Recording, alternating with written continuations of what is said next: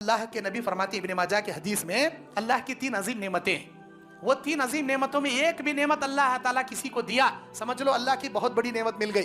تینوں نعمتیں اگر کسی کو مل گئی سمجھ لو اللہ کی ساری نعمتیں اسے مل گئی. وہ 3 نعمتیں کون سی ہیں؟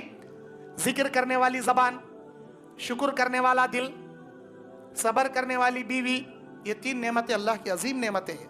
اگر کسی کو ان نعمتوں میں ایک نعمت ملی تو بھی اللہ کا بہت بڑا شکریہ ادا کرنا انہیں. تینوں نعمتیں مل گئیں سمجھ لینا اللہ ساری نعمتیں اسے مالا مال کر دیا. ذکر کرنے والی زبان مطلب روز مرہ کی زندگی کے دعاؤں کی پابندی، صبح و شام کے اذکار کی پابندی، نماز کی پابندی، قرآن کی تلاوت کی پابندی آپ کی زندگی میں اگر ہے سمجھ لو اللہ کی بہت بڑی نعمت. آج گلے گانے والی زبان، چاڑی چغلی کرنے والی زبان ہر کسی کے پاس رہتی، لیکن ذکر کرنے والی زبان کسی کے پاس نہیں رہتی.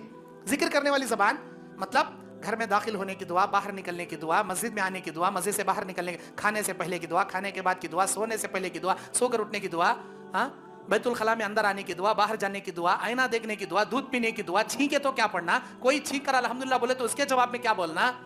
روز مرہ کی دعاؤں کی پابندی ہماری زبان پر رہنا نہیں ہے ہمارے پاس.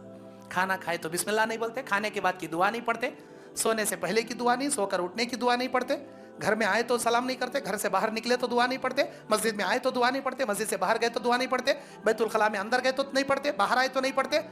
پھر کیا ہے ہماری زندگی؟ ہمیں نیک آدمیاں کیا، ہمیں اچھے آدمیاں کیا، 1 نمبر کے بیکار آدمیاں ہیں. اگر مومن ہیں ذکر کرنے والی زبان اپنے پاس رکھو، قرآن کی تلاوت کرو، صبح شام کے اذکار کی پابندی کرو، نماز کی تلاوت کرو، نماز کی پابندی کرو.